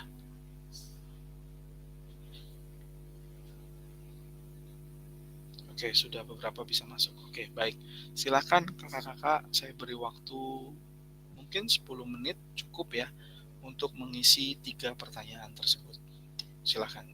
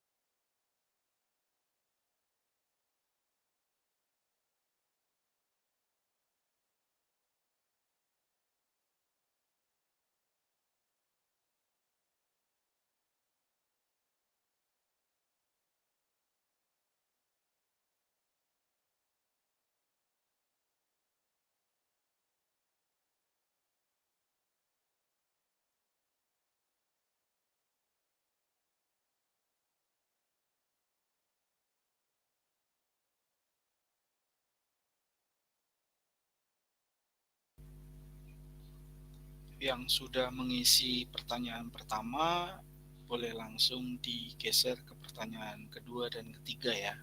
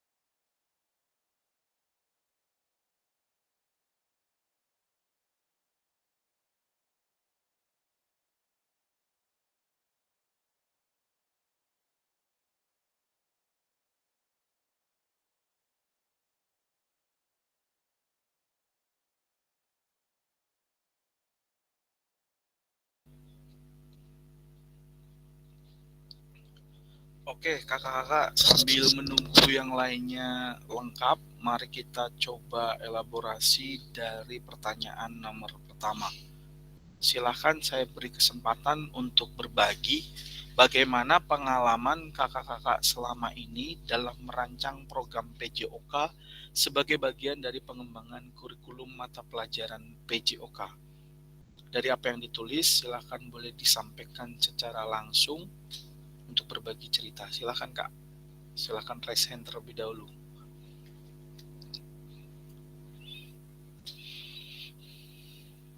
Sambil saya rapikan. Kakak-kakak silahkan untuk berbagi apa yang sudah ditulis. Siapa? Ada?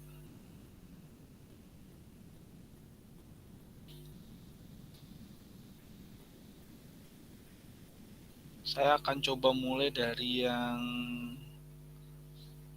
belum sempat menyampaikan. Siapa nih? Kak Turiman. Kak Turiman silakan.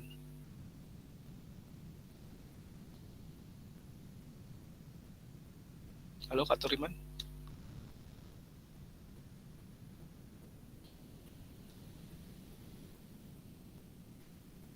Cek suara saya udah terdengar belum ya? Halo. Udah. Oke. Silakan. Kalau belum ada Kak Tony mungkin Kak Tony. Silakan Kak Tony. Siap Kak. Izin Kak, kalau menjawab pertanyaan yang pertama, merancang program PJOK itu saya pertama mengacu tetap ke silabus kan, karena itu pedoman kita yang sesuai dengan kurikulum. Izin Kak, karena kami baru kurikulum K13 kan. Oke. Ya, tahun ini rencananya baru mulai kurikulum merdeka. Oke. Jadi saya tetap mengacunya ke silabus dan ada sedikit pengembangan di referensinya kan. Sumber referensi pembelajarannya aja menggunakan YouTube ataupun buku-buku penunjang lainnya. Dan ada kami buat modul pembelajaran. Seperti itu kan. Materinya tetap mengacu ke silabus. Terima kasih Kak. Oke, baik. Terima kasih Kak Tony ya. Ya jadi pada prinsipnya adalah ketika kita bicara tentang kurikulum, memang saya pengen lebih menegaskan di modul ini tentang proses backward design-nya, karena itu tidak akan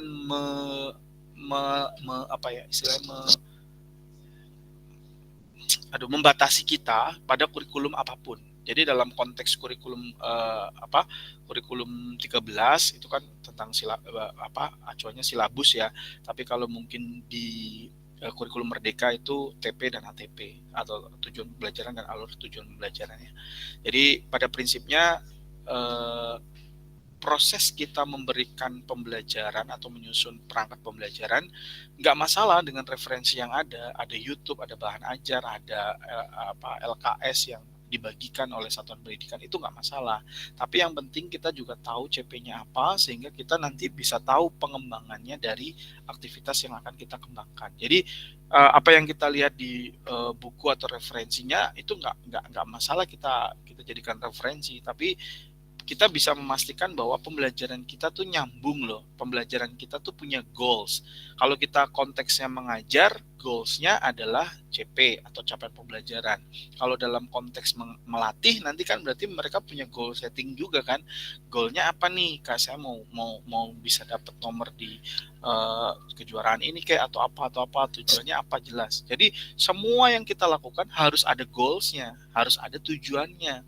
Nah, pemahaman tentang backward design harapannya itu kita jadi tahu kalau kita punya, saya mau ke gunung nih, berarti barang-barang apa yang perlu saya siapkan, misalkan jaket, misalkan tempat untuk camping atau apa, itu perlu kita perhatikan. Kalau kita misalkan mau ke laut, oh berarti kita harus bawa baju renang atau harus bawa peralatan yang lebih banyak karena bajunya sering basah, jadi harus ganti apa segala macam. Jadi kita perlu menentukan tujuannya apa agar nanti kita tahu aktivitas yang mau kita lakukan apa. Jangan hanya fokus pada aktivitas kita doang, tapi kita nggak pernah tahu tujuan kita apa. Jadi nggak masalah kalau mungkin di tempat Kak Tony mungkin belum sempat menerapkan kurikulum kurikulum merdeka, tapi nanti pasti akan ketemu dan backward design akan menjadi acuan kita untuk mencoba menyusun hal ini. Oke, terima kasih. Mungkin kita geser ke pertanyaan kedua. Lalu apa saja yang kakak-kakak anggap menjadi sesuatu yang bernilai untuk dipelajari murid di kelas PJOK? Kak Muklis, boleh?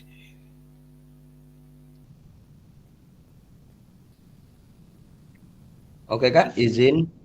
Jadi menurut saya apa saja yang selama ini Bapak dan Ibu anggap menjadi sesuatu yang bernilai, menurut saya di saat peserta didik itu mengikuti pembelajaran khususnya PJOK dengan antusias ya. Di saat kita menyampaikan materi, menyampaikan praktek, siswa peserta didik ini sangat antusias. Nah, di saat itulah makna bernilai sebagai seorang guru. Kak. Mungkin itu saja, Kak. Terima kasih. Oke, baik. Terima kasih Kak Muklis. Ada lagi yang lain? Boleh yang mau resen duluan? Atau mau saya tunjuk lagi?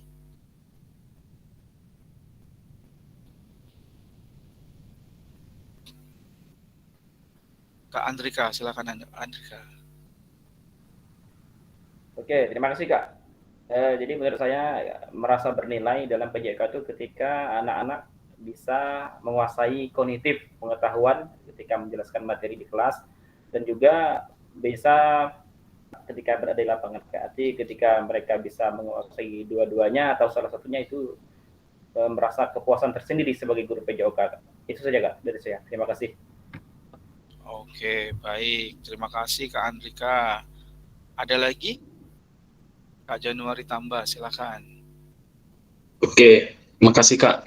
Izin, kalau dari saya, aktivitas pembelajaran itu kita juga bisa dari lihat ranah pengetahuannya, keterampilannya, sikap dalam arti di sini Kak. Kegiatan pembelajaran itu kalau pengetahuannya dia dapat mengerti dan memahami kegiatan pembelajaran yang kita lakukan. Kalau motoriknya dia dapat melakukan aktivitas pembelajaran itu dalam arti proses yang kita lihat bukan hasil akhirnya. Misalnya contoh berguling ke depan, prosesnya kita lihat bukan harus bisa guling ke depan seperti itu.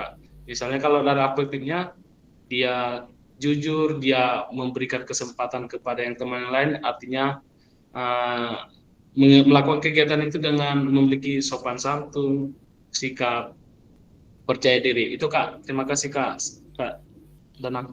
Oke, baik. Terima kasih Kak Januari. Ya, tadi sudah menambahkan tambahan dari Kak Andrika dan Kak Muklis ya. Pada prinsipnya betul, tidak ada yang salah dengan Kak Muklis menyebutkan itu antusias, aktif, terus Kak Andrika juga proses kognitif juga diperhatikan, mereka juga mampu melakukan itu. Yes, oke, nggak masalah. Tapi prinsipnya adalah kita harus punya tujuan yang lebih jelas, tujuan yang lebih clear dari semua aktivitas tersebut. Karena tidak hanya sebatas antusias misalkan ya, kita bisa bedah lagi lebih dalam kalau kita mau lebih detail. Kalau kita menganggap kelas ini sudah antusias terhadap pembelajaran yang kita berikan, pertanyaannya, yakinkah semua antusias? Kita perlu aware dengan mungkin ini hanya menebak aja. Mungkin tidak semuanya satu kelas itu antusias, misalkan. Apabila ada yang nggak antusias, berarti mungkin ada yang belum menyeluruh. Karena ingat, penjas itu adalah pembelajaran secara menyeluruh ke semuanya. Jadi tidak hanya kepada anak yang mau, tidak hanya kepada anak yang bisa, tapi keterlibatan terhadap semuanya juga harus diperhatikan. Karena dalam konteks kita mengajar, kita tidak boleh mendiskriminasi apapun. Kemarin sudah ada isu gender, sudah ada isu inklusivitas, sudah ada isu macam-macam yang kita pelajari. Jadi pada prinsipnya kita harus memberikan ruang yang sama kepada semuanya. Nah, menganggap kembali ke pertanyaan, sesuatu itu menjadi punya nilai adalah apa? Misalkan mereka punya ruang untuk bergerak, mereka punya ruang untuk belajar melalui gerak, memastikan mereka punya keterlibatan yang sama, mereka punya peran yang sama, mereka punya kesempatan yang sama, itu juga menjadi penting untuk kita perhatikan. Selain juga tadi yang sudah disebutkan bahwa ada proses kognitif, afektif, psikomotor. Jadi tidak melulu soal psikomotor doang nih PJOK, tapi bagaimana memberikan tadi kan juga sudah sempat disebutkan bahwa ada faktor sosial di sana, ada tujuan-tujuan PJOK yang 4 tadi itu kan kalau dikembangkan, di breakdown dengan backwalk design, itu akan menemukan banyak aktivitas. Kayak contoh tadi mungkin kita bisa bedah lagi berdasarkan CP kalau kita bicara tentang kegiatan senam lantai, roll depan misalkan, apa dalam konteks capaian pembelajaran yang bisa mereka dapat dari aktivitas itu. Oh mungkin mereka karena gini, dalam konteks pengembangan modul tuh saya yakin endingnya aktivitasnya sudah dilakukan. Kakak-kakak sudah punya pengalaman bertahun-tahun untuk melakukan aktivitas tersebut. Tapi kadang kita nggak tahu aktivitas itu kenapa muncul ya, kenapa itu ada ya. Oh, karena berdasarkan buku yang kita pegang, buku pegangan kita, bahan ajar yang kita punya, bahan ajar yang kita dikasih sama teman, dikasih dari satuan pendidikan atau apa, itu nggak salah. Tapi pemahaman bahwa semua proses itu diturunkan, itu ada maksud, ada tujuannya. Ada CP yang harus kita penuhi. Nah, sekarang sudah ada yang update 2024. Jadi kalau teman-teman sudah ikut PKG dan nggak tahu, sayang sekali. Nah, nanti beri pertemuan modul berikutnya akan lebih nge-breakdown lebih dalam lagi. Saya akan bagikan di grup terkait juga dengan CP terbaru tadi ya, untuk kakak-kakak mengelaborasi lagi, turunkan itu dalam TP dan ATP-nya. Oke, terima kasih. Pertanyaan terakhir, bagaimana kakak-kakak mengintegrasikan semua itu dalam proses pengembangan kurikulum PJOK yang sekarang berlaku? Silahkan, siapa yang mau menyampaikan? Kak Raffiandi, silahkan. Terima kasih Kak. Jadi bagaimana mengintegrasikan pengembangan tersebut dengan pembelajaran PJOK ya. Jadi intinya kalau saya berpikir Kak, bahwa kita simpulkan bahwa pembelajaran yang harus kita lakukan yang berpusat kepada anak, intinya anak harus bahagia di sana pastinya. Jadi bagaimana kita menciptakan pembelajaran yang menyenangkan, terus kemudian membuat kelompok tadi berdiferensiasi sesuai dengan kebutuhan mereka, kemudian memperbanyakkan game di sana untuk memperkuat rasa kerjasama mereka dan sikap mereka di sana juga. Mungkin seperti itu Kak, untuk mengintegrasikannya di dalam pembelajaran. Oke, baik. Terima kasih Kak Raffiandi. Ada lagi yang lain? Ada yang mau menambahkan? Kak Ari, silakan Kak Ari. Oke, terima kasih Kakak. Ya, silakan Kak. Sedikit menambahkan terkait dengan pengintegrasian untuk mata pelajaran PJOK, ya sesuai yang diberikan dari saran dari Kak Raffiandi, memang benar.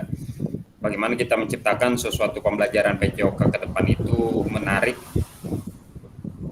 dan disenangi, disukai oleh para siswa, dan tujuan pembelajaran yang kita inginkan pun tercapai. Sehingga tujuan itu tetap memperhatikan kebutuhan para peserta didik. Karena jujur, pelajaran PJOK ini satu pelajaran di sekolah yang paling sangat dinanti-nanti oleh peserta didik. Mungkin sekian dengan materi-materi yang telah kita dapatkan, mungkin bisa kita tuangkan untuk metode-metodenya agar lebih menarik lagi. Terima kasih Kak, mungkin itu dari kami. Oke, baik. Terima kasih Kak Ariandi. Ya, pada prinsipnya adalah benar, pendekatan yang kakak lakukan itu tidak salah. Yang penting jangan sampai melupakan CP, udah itu aja. Jadi jangan sampai hanya karena anak yang penting senang, oke, hari ini kamu mau ngapain misalkan. Ternyata dia meminta sesuatu yang tidak ada di CP misalkan, atau tidak ada di kurikulum kita misalkan. Itu ya sebaiknya kita arahkan. Karena kalau kita bicara tentang senang, terus diminati, ya tentu itu adalah bagian dari PJOK secara umum ya. Tapi bagaimana kita juga tetap memberikan pengetahuan minimal ke dalam diri kita sendiri lah. Kita semacam membentuk mindset bahwa kita tuh punya track loh. Kita punya track yang harus kita on the track itu. Kalau tujuan kita misalkan mau ke Bangka, kalau saya posisi dari Semarang, berarti yang efektif adalah saya berjalannya ke arah barat ya, karena posisi Bangka ada di sebelah barat saya. Nah, tinggal mana yang nyari yang lebih efektif. Saya mau naik pesawat, atau saya mau naik darat, atau saya mau naik laut dan sebagainya. Itu adalah proses kita menuju ke sana. Nah, kendaraan tadi, mau itu pesawat, mau itu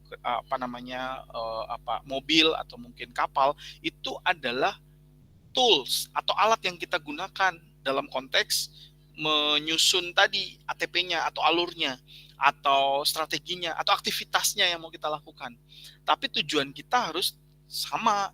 Jadi kalau kita bicara kurikulum ini secara nasional, berarti CP-nya mau itu di SD dimanapun se-Indonesia, CP-nya tetap sama. Tapi tinggal TP dan ATP-nya yang kita sesuaikan sesuai dengan karakteristik kita masing-masing. Terima kasih kakak-kakak yang sudah memberikan pendapatnya. Izin saya melanjutkan beberapa slide lagi terkait dengan aktivitas kita, karena di sini pada prinsipnya adalah kita akan fokus pada materi esensialnya. Muatan yang paling diperlukan untuk mengembangkan kompetensi dan peserta didik. Terus yang kedua adalah pengembangan karakter sosial emosional serta moral peserta didik. Dan yang ketiga adalah fleksibilitas pembelajaran. Kurikulum dapat disesuaikan dengan kebutuhan pengembangan kompetensi, karakteristik, dan konteks lingkungan sosial budaya setempat. Ini yang mungkin tadi memfasilitasi apa yang disampaikan oleh Kak Tony atau siapa ya yang tadi di pesan chat, bahwa disinilah ruang kita untuk menyesuaikan sesuai dengan karakteristik kita. Jadi kurikulum operasionalnya itu bisa disesuaikan dengan karakteristik kita. Tapi kalau kita bicara kurikulum secara capaian pembelajaran secara umumnya, itu secara nasional harus disamakan. Jadi kita tuh punya tujuan lah. Pada prinsipnya kita berjalan tuh jangan sampai nggak punya tujuan. Kita harus tahu CP-nya apa. Nah, nanti saya memberikan atau mengingatkan kepada kakak-kakak, coba untuk baca lagi CP terbaru yang di tahun ini. Karena itu menjadi bahan paling update yang bisa kita bagikan kepada teman-teman kita di luar PPKG PJOK ini. Jadi istilahnya ada yang kita bawa gitu loh ke teman-teman nanti di lapangan, karena teman-teman harus mengetahui CP terbaru di tahun ini gitu. Nah, dalam konteks ini kita akan kita akan nyimpulkan apa yang tadi kita sampaikan, bahwa Ki Hajar Dewantoro menggarisbawahi bahwa maksud pendidikan adalah menuntun segala kodrat yang ada pada anak-anak. Ingat, kita kan dulu Albert Einstein mengatakan nggak bisa kita ukur misalkan kita nggak bisa ukur ikan dari cara dia terbang, misalkan kita nggak bisa ukur burung dari cara dia berenang, misalkan, karena setiap anak tuh punya kodratnya masing-masing. Mereka harus diberikan kesempatan yang sama. Jadi kalau misalkan, nah ini kita akan singgung dengan pendekatan misalkan kenapa ada Popda di sekolah. Padahal kan PJOK itu bukan untuk prestasi, tapi kenapa ada event-event yang istilahnya mempunyai muara adalah prestasi. Ya tentu anak itu kan beda-beda. Ada anak yang memang dia di luar sekolah itu sudah melakukan latihan, dia punya bakat terhadap olahraga tersebut. Nah, dia juga butuh ruang dong. Nah, ruangnya apa? Ya, ruangnya adalah Popda. Jadi, bahwa ada anak yang punya bakat, yang punya minat, yang punya kemampuan untuk ikut Popda, ya mari kita berikan ruang di sana. Bahwa nanti akan menjadi juara adalah dampak, bukan tujuan. Bukan tujuan semata. Jadi kalau kita, kan kadang kebalik ya situasinya ya. Karena Popda, kita jadi nge-push semua aktivitas kita berorientasi pada hasil atau kepada prestasinya. Bahwa pada akhirnya berprestasi, ya nggak ada yang salah. Karena mereka harus, kita kembali ke slide ini, mereka punya kodrat yang sama. Mereka butuh mencapai keselamatan dan kebahagiaan setinggi-tingginya dengan baik sebagai manusia pada umumnya di anggota masyarakat. Jadi kalau memang inputnya sudah baik, dia memang udah biasa latihan di luar, dia emang udah kerja keras untuk belajar tentang hal tersebut, masa nggak diberi ruang di sekolah? Makanya kita memberikan ruang-ruang kepada anak-anak yang punya bakat di olahraga.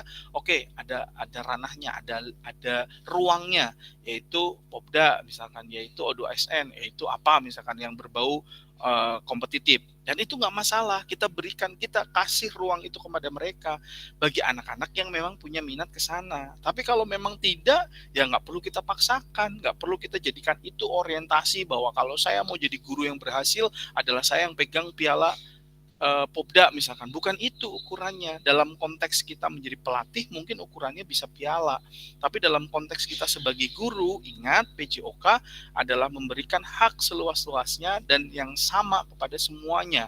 Oleh sebab itu, pendidik hanya dapat menuntun tumbuh atau hidupnya sebuah kodrat pada anak-anak agar dapat memperbaiki lakunya, bukan dasarnya untuk hidup dan tumbuh sesuai dengan kodrat anak-anak. Jadi prinsipnya sekali lagi PJOK harus memfasilitasi semuanya dengan konteks yang adil, yang sama, jadi kita tidak membeda-bedakan dan kita memberikan ruang. Kalau misalkan dihadapkan pada situasi kakak-kakak nggak bisa milih, misalkan saya dapat sekolahan yang mungkin saat ini menerapkan ada kurikulum kelas olahraga, ada kan yang begitu. Jadi dia memberikan ruang kepada anak-anak yang memang atlet, berpotensi dan lain sebagainya untuk masuk di sekolah tersebut. Berarti kan mereka harus kita jaga potensinya. Nah, kalau misalkan kita mengabaikan hal tersebut, kita berarti tidak memberikan ruang yang terbaik untuk dirinya. Jadi kan perlu kita perhatikan bahwa kita juga perlu perhatikan anak didik kita tuh punya potensi masing-masing loh. Mereka punya kodratnya loh, mereka punya kepribadian, punya latar belakang yang mungkin berbeda-beda. Kita memberikan kesempatan seluas-luasnya kepada mereka secara adil. Adil di sini kan sikapnya kan adil itu kan nggak harus sama ya prosesnya ya. Dimana kalau misalkan adil bagi dia yang memang biasa beraktivitas, kita berikan ruang dia untuk melakukan aktivitas itu lebih, ya berarti itu adil buat dia. Karena bagi dia itu aktivitas yang biasa dia lakukan. Tentu nggak bisa disamakan dengan aktivitas yang lain. Tapi prinsip dari poin dari modul 1.5 adalah bagaimana kita memahami sebuah konsep kurikulum itu disusun, sehingga kita tahu apa itu CP, apa itu TP, apa itu ATP yang kita desain dalam konteks alur berpikir atau mindset backward design. Jadi kita tahu CP-nya apa, metodenya apa. Prinsipnya ini ya, kalau kakak-kakak nanti, karena backward design itu salah satu pesan kunci di modul 1.5. Kalau nanti ditanya backward design itu apa, kakak-kakak nggak tahu, wah langsung dicari nih instrukturnya siapa. Dalam konteks backward design, prinsipnya kakak-kakak tahu apa itu capaian pembelajaran. Bukan tahu, maksudnya menyusunnya adalah tahu capaian pembelajarannya, baru dicari metode penilaiannya, baru kita cari pengalaman belajarnya. Jadi prinsipnya adalah itu. Jadi ini yang harus teman-teman harus selalu pegang. Terus ada pertanyaan mungkin misalkan, kenapa harus backward design? Kenapa nggak dengan yang lain? Karena berdasarkan pengalaman, ini adalah hal yang paling mudah. Kalau misalkan kita ya lebih mudah untuk copy paste misalkan. Kalau kita misalkan mau menyusun seperti apapun ya pembelajaran yang mau kita buat, kita tinggal copy paste aja. Tapi kalau kita ditanya pada akhirnya kita disuruh mengembangkan sebuah kurikulum atau sebuah perangkat pembelajaran sesuai dengan yang dianjurkan atau diarahkan oleh pemerintah, bagaimana cara berpikirnya kalau nggak dengan menggunakan, salah satunya adalah menggunakan backward design. Ini mempermudah kita untuk menerjemahkan maksud dan tujuan dari proses pembelajaran itu sendiri. Nanti pada akhirnya kita akan tahu sampai di bawah itu ketika kita menyusun strategi pembelajaran itu sampai di metode sampai di metode atau model pembelajarannya itu seperti apa. Jadi prinsipnya itu kakak-kakak, semoga ada poin yang bisa ditangkap dari aktivitas ini. Sebelum saya tutup, apakah ada pertanyaan terlebih dahulu? Silahkan. Ini nanti akan nyambung ke modul berikutnya tentang perangkat pembelajaran di modul 1.6 ya. Jadi kalau nggak salah ada tugas atau nanti ada tagihan terkait kakak-kakak nanti menyiapkan perangkat pembelajaran yang dipunya ya. Jadi jangan sampai nanti ada guru yang nggak tahu perangkat pembelajarannya apa, jadi silahkan disiapkan dari sekarang. Jadi teman-teman nanti bisa mulai mempersiapkan perangkat pembelajaran yang sudah atau yang nanti akan dibuat berdasarkan pendekatan backward design. Sambil dibaca-baca materi di LMS untuk yang pertemuan berikutnya. 1.5 dulu, apakah ada pertanyaan? Silahkan Kak Tony, silahkan. Izin Kak, dan ya. Oke, yang ada tugas untuk perangkat pembelajaran itu kurikulum Merdeka atau K13 Kak? Karena kebanyakan kan masih ada yang kurikulum merdeka juga, ada yang masih K13. Kayak saya masih K13 kelas 9 dan kelas 8 juga. Iya ya, saya lupa. Kalau nggak salah tuh narasinya adalah perangkat pembelajaran yang selama ini kakak-kakak gunakan. Nah, kalau begitu kan berarti kalau memang ada yang belum kurikulum merdeka ya berarti mungkin bisa menyesuaikan. Tapi nanti coba dicek lagi ya. Saya agak lupa narasinya seperti apa.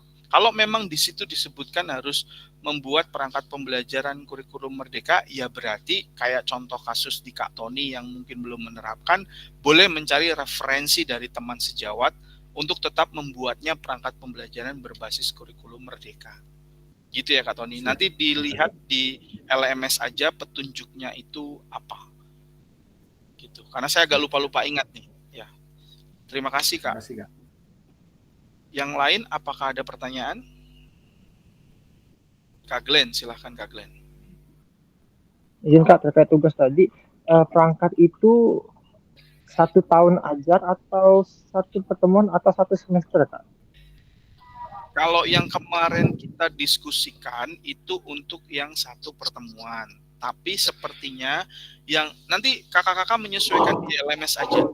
Saya juga belum tahu narasi di LMS-nya itu, saya agak lupa soalnya. Karena sepertinya di modul 1.5, 1.6, pokoknya yang berhubungan dengan perangkat dan kurikulum itu ada perubahan soalnya dari tahun yang 2023. Makanya jawaban yang menurut saya paling aman adalah sesuaikan dengan LMS yang muncul di kakak-kakak aja. Karena hubungannya dengan pertanyaan Kak Tony tadi juga, kemarin nggak ada pertanyaan tentang itu, karena mungkin semuanya sudah di kurikulum merdeka. Tapi kalau memang nanti memang di situ diterus buatlah sebuah rencana pembelajaran yang berdasarkan kurikulum merdeka, berarti kayak Kak Tony dan yang lain yang mungkin belum menerapkan, ya berarti harus menyesuaikan, mencari referensi dari teman sejawat, membuatnya tetap sesuai dengan kurikulum merdeka. Tapi kalau narasinya adalah kurikulum atau perangkat yang sudah digunakan selama ini, ya berarti gunakan yang selama ini. Gitu Kak. Ya, terima kasih Kak. Oke, ada pertanyaan lain? Kak Andrika? Ya, terakhir Kak, terkait yang kita bahas hari ini yaitu backward design kurikulum. Jadi kira-kira kapan waktu yang pas untuk melakukan backward design ini Kak? Kemudian bentuknya kayak apa misalnya gitu? Apakah langsung kita ke penyusunan CP, TP, ATP, dan modul ajar Kak misalnya seperti itu. Terima kasih Kak atas penjelasannya. Oke, terima kasih Kak Andrika. Saya tadi tuh menemukan kalimat. Nanti kita ini kan akan berlanjut ya, 1.5, 1.6, 2.1 kalau nggak salah, itu berhubungan dengan perangkat ini. Nah, aktivitas yang akan menyusun ATP dan lain sebagainya mungkin ada di aktivitas berikutnya. Kalau ditanya kapan waktu yang terbaik, ya waktu-waktu sekarang ini, karena waktu-waktu di antara semester ini kita akan menyusun perangkat pembelajaran untuk semester berikutnya. Tapi dalam konteks tugas, aktivitasnya nanti akan kita lakukan di tugas dan juga aktivitas di modul selanjutnya. Gitu Kak Andrika. Oke, ada pertanyaan lain?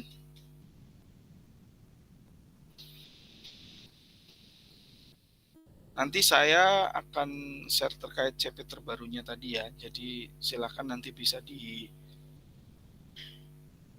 ya, oke Kak Ari. Oke, nanti akan saya share di WA group. Baik. Sebenarnya saya tuh semalam dapat diskusi di teman-teman beliau itu guru mana ya? Malang atau mana, pokoknya salah satu daerah di Jawa Timur. Dia itu punya inisiasi menyusun ATP, menyusun TP, ATP itu berdasarkan CP yang terbaru 2024. Dia punya kayak macam logbooknya gitulah. Jadi untuk mempermudah kita menyusun itu. Tapi nanti mungkin di pertemuan berikutnya akan saya share ke teman-teman untuk secara teknisnya. Gitu ya Kak. Terima kasih untuk hari ini. Kalau tidak ada pertanyaan, berarti kita akan ketemu lagi di hari Selasa Kak. Selasa. Oke. Tanggal 25. Oke, Selasa tanggal 25. Ya. Dari kakak-kakak ada usulan kapan jamnya? Ya, jam berapa? 13.30 lagi. Itu kan sudah liburan. Oh, udah liburan ya? Kalau kakak-kakak berarti aman ya? Iya sih kalau Nggak aman, Kak. Waktunya libur.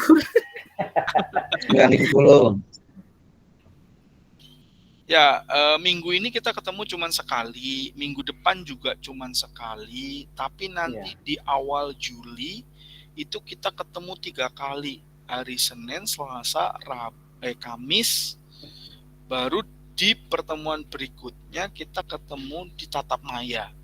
Jadi saya ingatkan kalau tidak ada pengumuman berarti belum ada perubahan, kita akan ketemu di tanggal 8 sampai 13 untuk tatap muka untuk luringnya yang kita ngumpul di satu tempat gitu.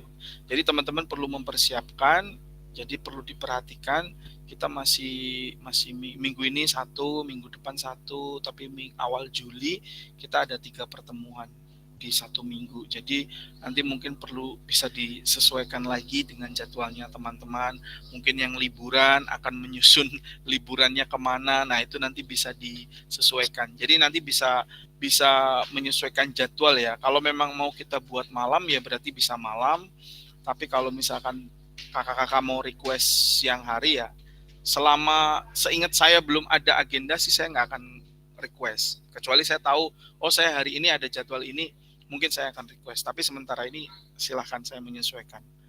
Kira-kira hari Selasa minggu depan mau jam berapa? Pagi aja. Pagi. Yo, silakan kawan yang lain. Pagi atau siang? Jam 7 kan, jam 9 selesai. Bisa kerja lain. Ikut saja. Teman-teman.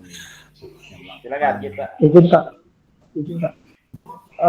Selasa itu kebetulan ada, kalau saya Kak ya, Selasa itu ada kegiatan Outwest NG Provinsi, jadi kalau mau pagi nggak apa-apa, cuma saya mungkin agak pasif Kak gitu Kak ngikutinnya Kak. Oke. Secara individu sih prinsipnya menyesuaikan, nggak masalah. Kita tinggal kira-kira dari kakak-kakak mau bagaimana, saya akan ikut dulu aja. Yuk, silakan. Sepakat. Mau pagi apa siang? Silakan, kawan. Yo, Mbak Cila, mana Mbak Cila? Kak Danang, kalau pagi bisa ya? Jam 7 seperti Kak Segar. Oke, insya Allah bisa. Apabila ada pergeseran, tiba-tiba ada jadwal apa gitu ya, saya akan menyampaikan di grup. Tapi secara prinsip saya bisa. Oke, ada yang jam 8, ada yang jam 9. Kira-kira masih mau molor liburan kayaknya. Yo, sepakat jam berapa? Jam 7, Kak Segar, jam 8. Oke, prinsipnya pagi ya, berarti ya? Ya, insya Allah, Kak. Oke, ada yang keberatan kalau pagi? Ada yang keberatan? Aman Pak, biar Pak lain. Oke. Berapa jam Kak Danang? 2 JP. 2 JP. Pagi jam 8 aja Kak Segar ya, kalau 7 itu kepagian. Gas lah, gas. Oke, sementara kita jadwalkan hari Selasa jam 8 ya. Nanti apabila Iya, ada Kak. perubahan kita informasikan. Kita diskusikan di grup. Oke Kak, terima kasih. Sehat selalu. Yang liburan, selamat liburan. Tapi jangan lupa tugas-tugas di LMS-nya ya. Ya, Pak. Oke, terima kasih Foto, Kak. Foto bersama ya. Foto dulu, foto. Oke Kak. Boleh on cam yang belum on cam? Kak Sila, Kak Raffiandi, Kak Nike, Kak Bicen masih rapat ya mungkin. Oke. 1, 2, 3. 1, 2, 3. Oke, terima kasih kakak-kakak untuk hari ini. Kita ketemu lagi hari Selasa.